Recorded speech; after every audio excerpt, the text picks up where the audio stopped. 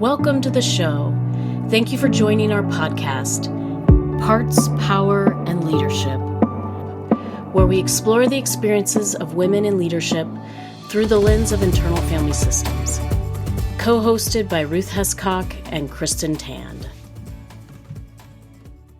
I'm actually really excited about today's episode. My friend and colleague, she specializes in situationships, which was a new term to me. Have you heard of situationships? I have to be honest, this is a new term for me too. I am very curious to hear more about it. Yes, and I love the term and I love what it stands for. So stay tuned for this episode and you'll hear what Dontea has to say about situationships. So today we're talking with Dontea Mitchell-Hunter. And Dontea, you have a couple things going on. You're a licensed mental health counselor and you have a coaching business as well. Mm-hmm. I have that right? Mm-hmm. Yeah, so we're super excited to hear about Dontea and all of her amazingness today. So maybe you could start just kind of telling us a little bit about yourself and what you do. Yeah, so my name's Dontea. I'm from Seattle in Atlanta. I am that person that any given moment I'll break out into song and dance. Doesn't matter where I'm at, grocery store, whatever, it doesn't matter. And like Kristin was saying, I am a licensed counselor. So technically I'm a marriage and family therapist and I have an online private practice. I've had that going since 2019, okay. I think. I see individuals and I see couples. And recently, I just launched my Worth Everything women's group coaching program. So I'm really excited about that. I would love to hear more about that. Yeah, so I'm really excited. Actually, sometimes it gets me emotional when I talk about it because it's a program that I wish I had in my freshman year in college, all throughout college, grad school, a year ago, 6 months ago. And so the premise of the program is really to build community with other women who constantly find themselves in unfulfilling relationships, which also can be like known in more trendy topics now about situationships. And I help them get out of that cycle and see themselves as the prize.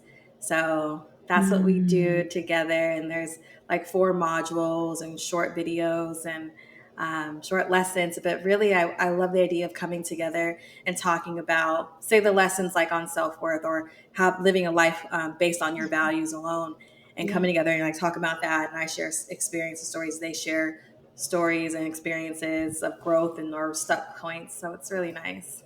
You built this on something that you wish you had had. Mm-hmm. You know, we talk about parts on this podcast and how our parts can inspire us to create new things. Yeah, they can. I'm also many things. Like I'm also a supervisor as well. And so when I work with therapists trying to figure out what's my specialty, what's my niche, blah, blah, blah, I'm always like, it's the part that you're most embarrassed about. It's those parts that we might have a lot of shame around. So for me, I feel like I'm really good at what I do because I had a lot of shame around constantly attaching my worth and validation to men. And once I finally got like some kind of rein on that, I have been really able to help women who experience the same thing. And I know, because I know the stories, I know the pain. And so that's why I always encourage people if they're struggling, like, look at those parts that are like shadow or you're scared of or shameful. Yeah, like listening into those parts, listening into those shadows can give you a way to do it different. Yes. We all have those parts, right? And when we look at them, they actually can do great things. Like you said, like, wow, it's the part we're embarrassed of, that can be scary to other parts. Like, ooh, do we really want to release this? Exactly. Keep it in the dark. You've been going strong for 10 years. Like, what's another 50? That's totally fine. Right. Right. Something I also really like about your course as you're describing it is the community. That just sounds so powerful. Not only to do this work of learning to be the prize, but with other women come together and support each other through that process. Going back to community after a pandemic, I don't know about you all, but it made what felt isolating before, especially as therapists. I think in private practice, it can be isolating, but then as a whole, as just a world, we've been so isolated. And so creating space where people can have that community. Exactly. And honestly, Ruth, I my actual dream, my scary shadow part of all of this is I want to do in-person retreats. And this is kind of my stepping stone. Like, let's all get together online. And then at the end, we'll have a big celebration. We'll meet in Arizona or wherever. And we'll have like a retreat that's like lush and relaxing. And, you know, because I miss in-person community. Oh, I hear you on that. That sounds amazing. And then you will have already built up the relationships before you get there. Exactly. Yeah. I would like the program to get to a place where every time we finish, there's like a retreat we're all looking forward to, like when the next month or two, whether we meet up in Arizona or there's parts of Florida that I really like. I think it'd be really nice to have like a very lush and luxe experience. I feel like a lot of women, especially women of color, don't get to experience, right? Like not just gray walls, hard chairs, retreat, like couches and palm trees and cocktails and mocktails and whatever else you want to be doing. Maybe a spa. Oh yeah, spa, pedicure, massages, you know, guys walking around with their shirts off, you know, like serving you, like things like that, or women, whatever you're into, you know. And it sounds celebratory, you know, like doing all this work with this community and then getting to like celebrate at the end of it and be together. And that just sounds lovely. Exactly. Pamper yourself a bit. Yeah. This is a great program. Well, I'm curious, either in your coaching or in your therapeutic practice, what kind of has helped you to kind of take these entrepreneurial steps? You know, we talk with a lot of women that are going into business or are taking these kinds of entrepreneurial steps. So I'm just curious, what qualities or steps did you have to take to do that, to make these entrepreneurial leaps? As most things, I feel like it starts in childhood. And I have a mother who, when she was raising me, I was the third child, she wanted to make sure like I did all the things like the American dream, right? Like I go to college, I get my master's, I get straight A's, all those kind of things. And she was also an entrepreneur in her own right. And so I feel like I already was exposed to that. And I always felt like what was presented in front of me, like there was more to just this. There was more than just staying in Seattle for my whole life. I think I was in my mid-20s where I just kept feeling like what I want out of life is not lining up with what I'm being offered, like jobs or job qualifications, 40 hours a week. Like I got tired of feeling trapped and passed over by like my white counterparts, which was really hard, you know? And so a lot of my entrepreneurial leadership experiences has been at my own initiative. I'll sign up for that, or I'll take that on for free, or don't pay me extra, I'll stay late in hopes of being promoted. So I think it's always been within me, and I just finally had to take that leap of making my life a life that I'm excited to live for. That's powerful. If you think about it, if you're going to pass me over and you're not going to give me the promotions and you're not going to give me these opportunities, well, then I'm going to go do that myself, because that's because there's more. There's more, absolutely. And I deserve more. Absolutely. Yeah. So, well, and in business, it's something you own. It's yours. It's like almost like a baby, and you are the one who has the say. Exactly. Is a baby that never stops crying and never stops sneezing. I'm like, oh my God. Yeah. I love it. But I love my baby. That is true. Constant evolution. Yes. How does leadership show up for you in your businesses and in your life? You know, Kristin, that is something that I've been sitting with a lot more this year and last year. And I constantly have people like telling me like, you're doing amazing, or, oh my gosh, and you really encourage me to take up more space. And because of my experience, what I just talked about, I'm not used to getting the recognition.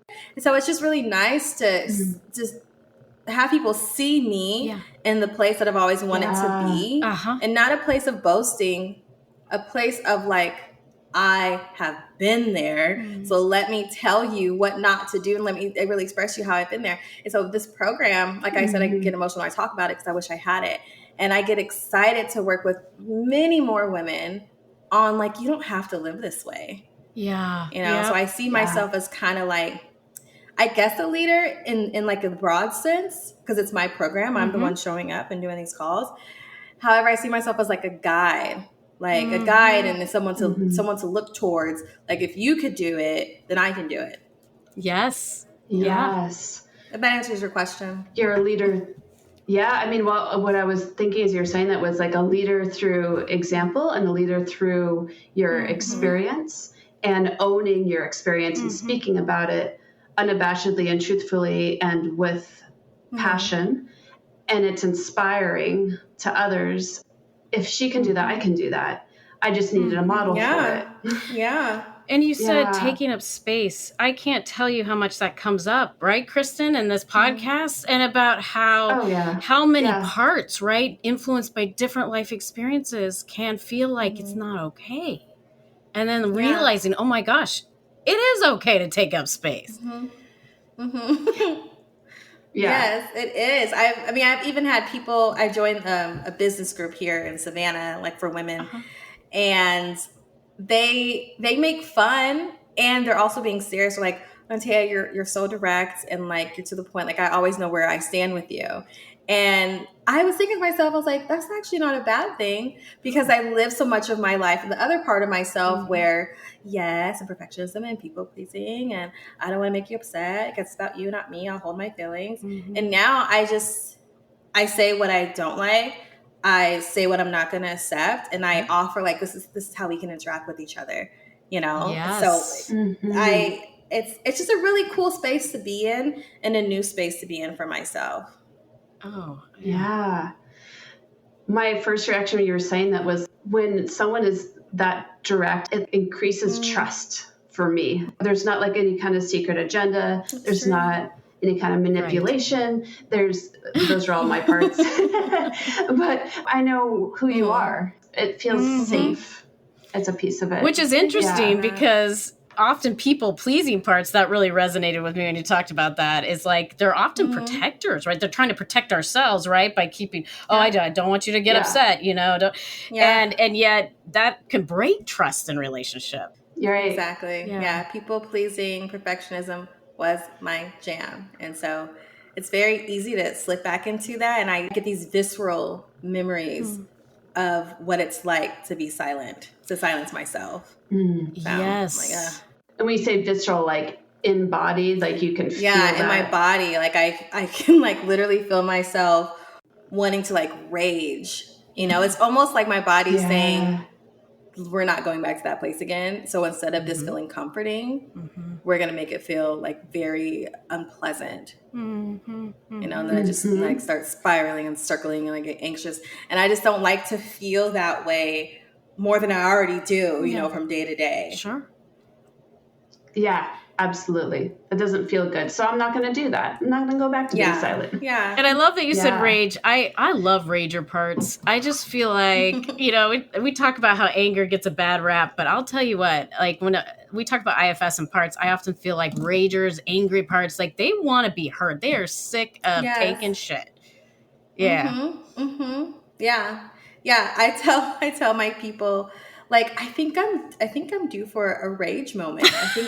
I think it's going to happen before the year's out. You know, you know, you go through life and you're just like, gosh, I just don't know how much I've worked on myself not to respond back in a certain way. And I'm just thinking, I'm due for one. Like, I'm due to be like, you don't deserve the heal part of me. So here it comes. Like, I don't know when it's going to happen. Probably at a grocery store.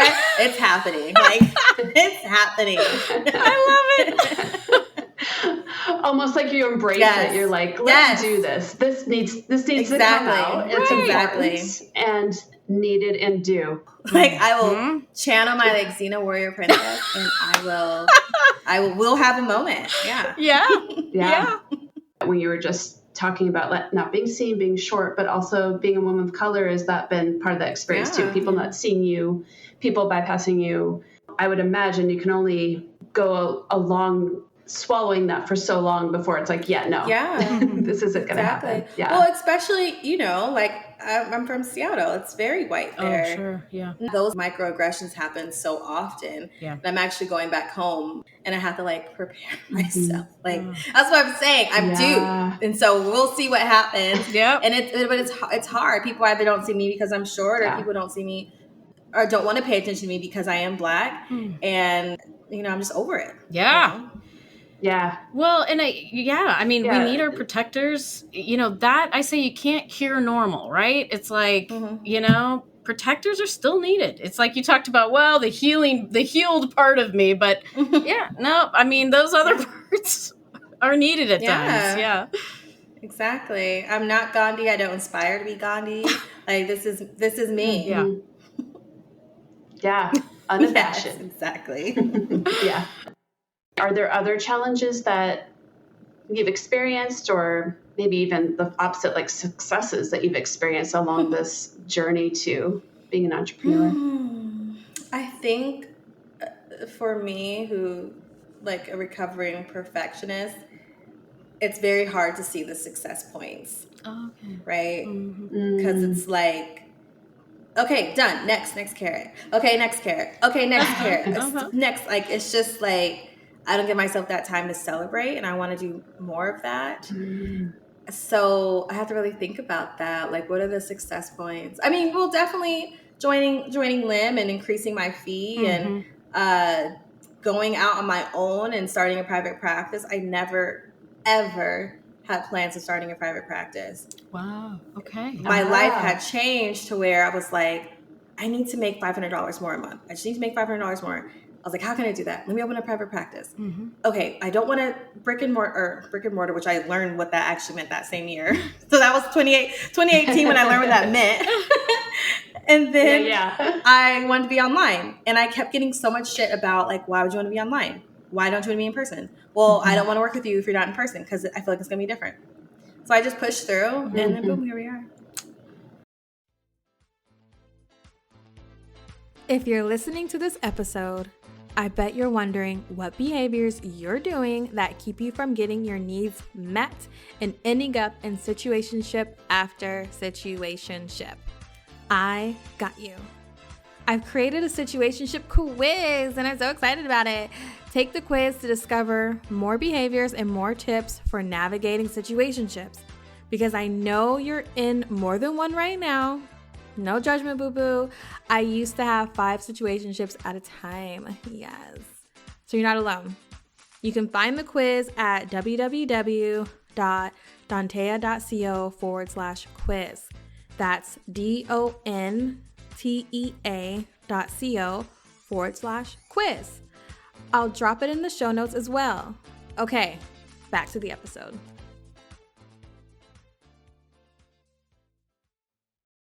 Yeah. So that's been a success point, and staying closely tied to like the hours that I want to work. And some low points is just like to keep going. There are many, I've never fantasized so much of getting a 9-to-5 job in my entire life. Like there are so many moments in like working for yourself, and it usually happens like when, like the valleys, like the flow of money, like high and a little bit lower, or, oh my God, I forgot, like taking a week off meant I will lose a week of income. Yes. Like all these things that I'm learning and being a business owner, those are moments where I'm like, yeah, I'm gonna go work at Starbucks. Like just moments like that. So it's scary because I'm constantly like, did I make the right choice? And so I had to reframe. I don't know if I'm still answering your question. I'm just something I'm always talking about. You're doing great. So the perfectionism loves that. Thank you for my gold star. Yeah. During the perfectionist part, keep going. We love you. So I tell myself, like, even if like the worst case scenario with my business, the worst case scenario is getting a job. Okay. And like how like privileged is even that? Like I can get a job today if I wanted to with, with our license, with my skill set, the years I've been in practice, I can get a job until telling myself if I need to get a job for financing, or if I need to get a job because I really want to take that opportunity to go to Ireland and I can work in this job for 2 months or whatever. Like just really telling myself it's all going to be okay. Whatever happens. Sure. Well, and I love that you're kind of touching on this point, because I do think as a business owner, there is all that freedom, right? But there's also a lot of uncertainty. And it's like, and even just like taking a vacation, is that okay? Because not only do I not get paid, but then I have to pay for the vacation, right? So it's twice as expensive. So it's there, and it does ebb and flow. So it can be scary. I know I have parts of me that get real scared. So and as business owners, entrepreneurs, it's just something we have to factor in, and it can be really scary for sure. And that's partly why we set up our businesses and our practices and our fees and all these things so that we can do these things. Yeah. It's for sustainable life. I know you've done a couple of courses. Do you feel like these courses have been, ways that have kind of pushed you forward, or do you feel like you would be getting to where you're at without some of these side courses? I think it's a both and. I think if I wouldn't have taken LIM or Side Hustle or whatever program I'm not remembering that I probably have taken, I would have been probably 5 years behind. Okay. Like where I'm at now. Yeah. Okay. And I think by enrolling in those courses, I think altogether I've spent I don't even know, probably 10 grand in the past 2 years on courses. It has catapulted me in spaces and arenas that I wouldn't have been able to be in because of my connections, and I wouldn't have had the bravery to do so. I think I believe in equifinality. If we work with the same client, we'll still get them to the same point. Oh, yeah, okay. We'll just take different journeys to get there, right? Mm-hmm. Yeah. So I believe that I will still get to that place that I want, where I envision my life, which is eventually just owning a tiki hut on an island and selling cupcakes and cocktails. So all this is getting me there, So I think I would still get there either way. I just took a different route because for me, I can be very lazy and I need accountability. And these programs have helped me to get those needs met. Like providing a structure. Yeah, a structure, hand holding. I think in the last program I was in, it was 9.5 months. And there were women in there that would literally send me private messages. Hey, haven't heard from you. Hey, I saw you on the call today. Didn't really seem like yourself. What's going on? Really pouring in. And I think that if I didn't have that, it would feel really lonely. Yeah. Mm-hmm. Yeah, community and accountability. Yeah. I appreciate you sharing your experience with some of these programs because I think that's another piece of being an entrepreneur is that it's easy to go it alone and to feel like you have to do everything yourself, and that investing can be really scary because people feel like, oh, I need to make the money before I spend the money. And sometimes it's actually the opposite, that sometimes investing will catapult your business further faster. And it's always a risk. I've invested in some courses that were dropping the bucket, but others that have transformed my life. And you're investing in the courses, but you're also investing in yourself by doing, it's you're learning something new. I know for me in my journey, I actually probably ended up spending more money because I didn't do that. And going back and undoing mistakes that I made because I was trying to go it alone. Exactly. I have gotten to the place now where I feel like everyone should be talking about money because when you talk about money, you make more money. And I want people to know, your listeners, how much sometimes people spend to get to where they're at. And as I'm learning more and more, a lot of people are paying 20 grand for coaching. Yep. And so, and they're in positions where I'm I want to be there too. And at the same time, you don't have to do any of that. You can do whatever you want. I just know what works for me. We also want to promote your business. So maybe can you say that for us again of where can people find you, Dontea, or can they find your amazing programs and services? Yes. Soirees in Therapy is my online private practice, and soireesintherapy.com, and you can sign up for a free consultation, individual therapy, couples therapy.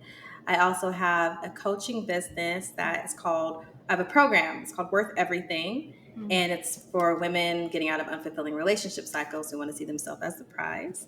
And then I have a very cool podcast that's called Situationship. And it's where I talk about how my experience with relationships and how I've made mistakes. And then I talk about this is what you can do differently. And this is how we can get out of toxic relationships and things like that. And I bring people on and we share stories. So it's a fun time. Oh, great. Yes. I'll have to check that out. And you said that's kind of become something in mainstream culture, that word? Yeah. or that phrase. Can you describe just real quick what it is? Yeah. There are so many ways to describe it. So situationship, the word has been around for years. It's just getting more traction, I would say. So people used to say, oh, I'm in a relationship, but it's complicated, or, we're hooking up, whatever. So a situationship is a relationship without a title. Oh, right? Okay. Gotcha. The word is situationship. My podcast is situation shit. It's a few plays on words. I love it. But yeah, a relationship without a title. So there's relationships that like they're maybe non-committal or with benefits. Yeah, with benefits. And like hanging out. However, they're very toxic at its core, right? Because a situationship is we're hanging out, we're doing all the things one would do if we were committed in a monogamous or a romantic relationship. Yet there are no rules, there are no boundaries, and there's no expectations that can at least be spoken. Okay. And so then when you try to start to clarify what we're doing here, it's like, oh, we're just hanging out, So there's still emotions attached, and that's how it becomes really toxic. And that's what I'm saying. I've been in situations for years, like half of my life, I feel, because it can also be friendships, it could be work, it could be family, just a toxic relationship that has a lot of pain and hurt inside of it. Yes. Oh, I am excited to check this out. Please do. Yeah. Well, thank you, Dontea. This was such a delight to have you on, and I'm excited to promote your stuff that you have going on. This is great. Thank you. Yeah, I'm so happy I'm here. I know, Kristin, you have been talking about this months ago, and I'm glad that you guys were able to connect, and because IFS is like the new it girl, and so I'm excited that you guys are doing this. It's needed. So thank you again for your inspiration and your leading by example. It's powerful stuff. Of course. And thanks for coming on and talking with us. It's super fun. Of course. Thank you so much. Wow, another great interview. Kristin, how was that for you? I had some parts come up. Yeah, I noticed a couple things myself. Dontea had said that recognizing that when you're in a situationship, that there's all these boundaries that are not spoken. And so when you get the clarity, she used that word clarity, then you can get out of those toxic relationships into something that is more filling for yourself. And when she said clarity, I was like, oh, self. When you are recognizing that there aren't boundaries in your relationship, it's a more self-led process of how do I take care of me versus how am I showing up in this relationship for somebody else. So that stuck out to me when she said that. That brings up self. But then as she's describing what a situationship is and how there's really no definition, it made me think of my own experience with that and parts of me that would get into situations like that.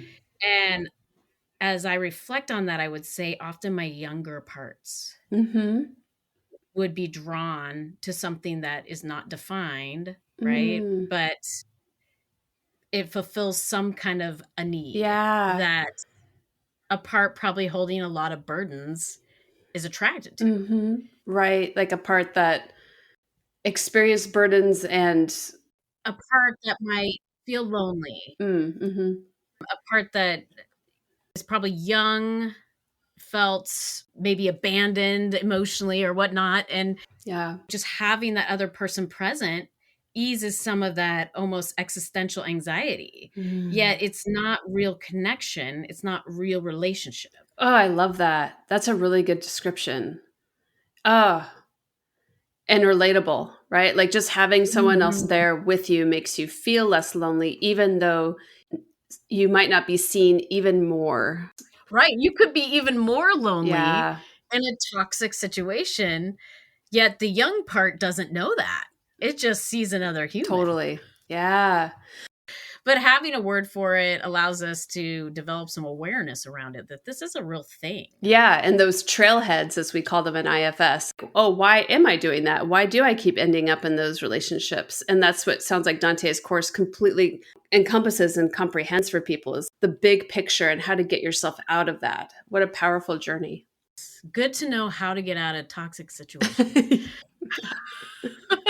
and which parts are attracted to them. Yeah, and what they need. Mm-hmm. Yes. Yeah, what they're looking for. So, yeah, another great interview. I know. So lovely. Yes. Well, thank you all for joining us and tuning in.